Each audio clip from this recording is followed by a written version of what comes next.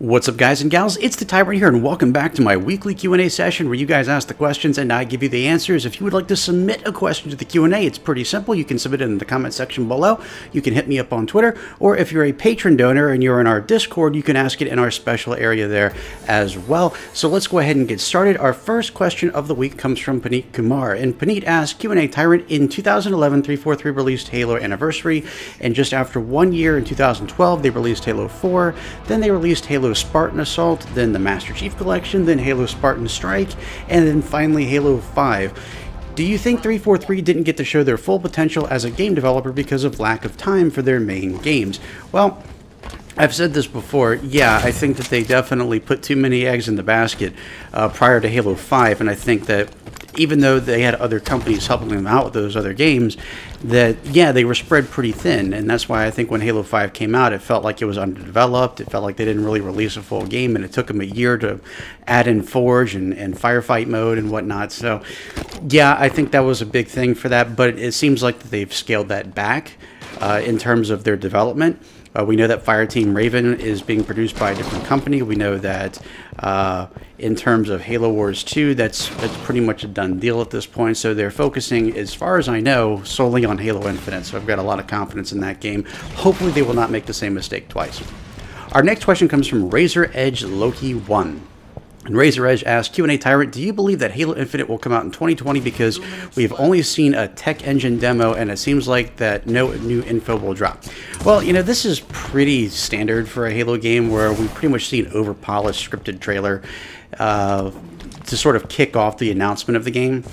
And then usually towards the end of the year, we start getting little bits of other information, and then we start getting more information the following year, and then we get a nice extended gameplay demo at E3, and then, you know, later on the game develops itself. My money currently is still on the end of 2019. It's still possible that it could be 2020. It's hard to tell at this point, but I'm still thinking 2019. But you guys let me know in the comments below whether you think that Halo Infinite will be released next year or in 2020.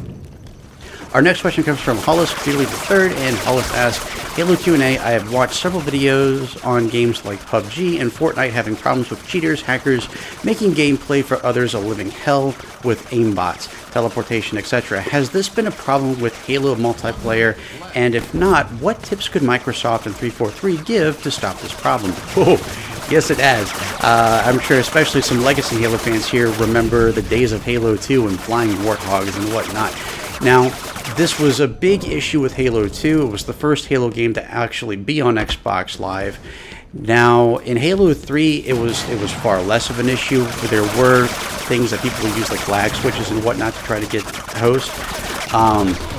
But after that, it sort of tapered off. Like, I think Microsoft really found decent ways to sort of make that not an issue for their games. Even with Halo PC, it's really difficult to go into a server that's hacked, or to hack your game and then to go into someone else's multiplayer game. The host actually needs to have all the mods and whatnot. Now, I think they've got a pretty good handle on it. Obviously, if you get on Xbox Live with a modded Xbox, it'll kick you off. It could actually ban your Xbox completely, so I don't think you'd want that. I think they've got a pretty good handle on it. How they're going to handle the PC side of Halo Infinite, I'm not sure yet, but I guess we'll find out. Our next question comes from Jacob Stubbs, and Jacob asks, Q&A Tyrant, do you think that after Master Chief's story ends, they should make a game based off of Spartan Grey Team?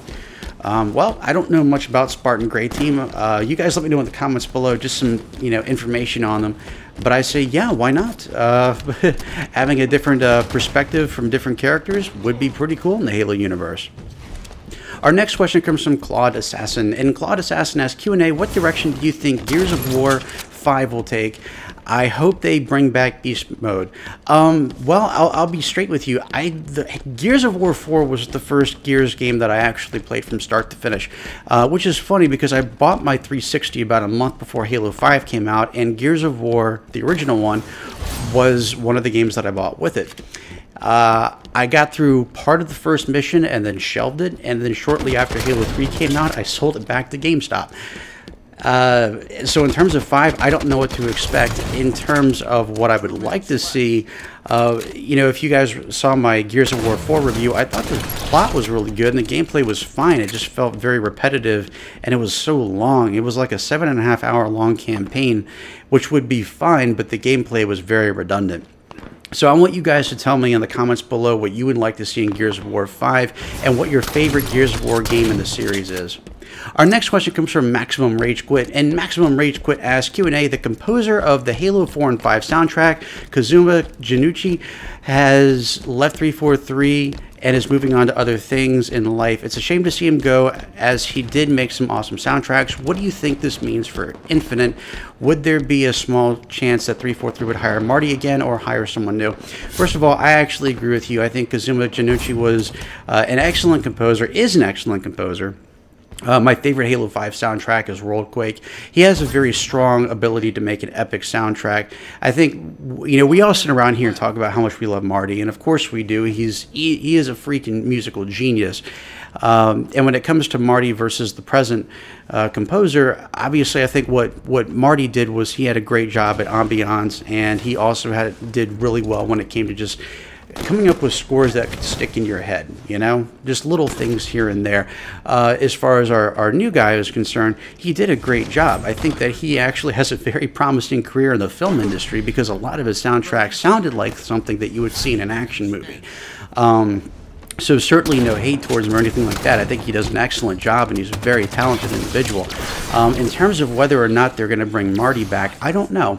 You know, I think we've talked about this a little bit before, but just based on some back and forths I've seen on Twitter between Marty and 343 employees, and granted they're not huge or anything, it doesn't seem like he's working with them. I know that he runs his own company now, so it'll be interesting to see if, since they seem to be trying to bring classic elements of Halo back for Infinite, if maybe they could contract Marty out just to do a few things here and there. But it's possible. I don't think it's likely. At least right now it doesn't seem like he's working with him, but you never know. And Halo Infinite, as far as I know, is quite a ways off, so a lot can change between now and then. And our final question of the week, our star question, comes from Luke in Gold. And Luke asks, Q&A, hey Tyrant, since I'm sure 343 will want to include characters like Blue Team and Osiris in Halo Infinite story, how would you feel about having the main campaign center on the Chief and then having optional side missions like the way Black Ops 2 did it, so that they contribute to the story but not in any major way and are not compulsory to play?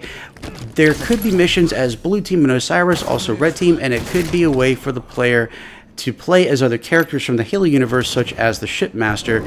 I think that if this is the final game, it would be a great way to end the saga, having ways to play as old favorite characters. So I want to touch on a couple of things here. First of all, this is an excellent question. We've talked here about having a potential open world Halo game for Halo Infinite. So let's talk about some side missions for a second, because we've seen something kind of similar to this before. Another Day at the Beach in Halo 2, granted it was just a cutscene, but we saw how they could take the main story and have sort of a subplot there. And I think that would be a really interesting idea for Halo Infinite, simply because there are a lot of characters in the Halo universe, and we've played a lot of them at this point. I know that there are a lot of people who miss playing as the Arbiter. I know that there are a lot of people out there who still like Spartan Locke, even if they weren't overly thrilled with the fact that we spent most of Halo 5 with him and Fireteam Osiris. So I think that having little extra side missions as sort of maybe unlockables would be an interesting concept. They say that Another Day at the Beach is in Halo 2 Anniversary. I don't know how to get that cutscene, but maybe one of you guys can tell me in the comment section. But here's what I worry about. I don't want them to overdo it to the point where they start taking a lot of focus away from the main game to create a lot of this extra content. I think that it could be done maybe in the form of expansions. I think that's a certain possibility where, you know, they release the main game. If it's not going to be open world, okay, we're going to go down this road for a second. If Halo Infinite is not open world and it's pretty straightforward like previous Halo games, maybe an expansion pack, so they can have maybe an Arbiter expansion pack where it takes place during the events of Halo Infinite, but maybe from the Arbiter's perspective, or maybe from Red Team's perspective, and you can play as Jerome, or maybe from who's ever left on Fireteam Osiris. I think Buck is leaving from what I understand, but, you know, Locke could play a role in that too. there's a lot of possibilities in terms of where they could go with this, and they could certainly, it would definitely up the replay value of the game as a whole, and I would love to see something like this. So I have a challenge for you guys this week. Usually this is when I ask you your thoughts and opinions and ask me questions. I want each and every one of you to come up with a scenario, okay? A character that you would like to play 1 or 2 or 3 missions as sort of a side thing in Halo Infinite. And I want you to tell me sort of a subplot, like what you would like to see that character do. What enemies would you like to see that character fight? I'm going to go through these, and I'm going to pick my favorite one, and I'm going to read it next week in front of everybody right here in the Q&A so that everyone can enjoy it. I think that you guys are very creative and you have a lot of great ideas, and I want you to share them, because who knows, 343 might look through this comment section and take some inspiration from it. You might actually play a part in Halo Infinite. Not saying they are going to do that. I don't want to, you know, like tease anybody here, but you never know. I mean, I know that they watch these videos, so it's entirely possible that they're listening to you guys. So why don't you let me know what your character is, your favorite character that other than the Master Chief that you'd like to see featured in the game, what enemies you'd like to see them fight, and what kind of scenario you'd like to see play out. I'd love to hear your thoughts and opinions in the comment section below, or feel free to hit me up on Twitter at MythicTyrant. A link to my Twitter feed can be found in the description below. And I want to take a moment to thank each and every one of you for taking the time out of your busy day to sit down and watch this video. I hope you enjoyed it. And if you did, I hope you'll consider subscribing for more great content right here on MythicTyrant.com. Thank you guys and gals so much for watching. I hope you all have a wonderful weekend. I'll catch you all right back here next time. And as always, I'm the Tyrant, signing off.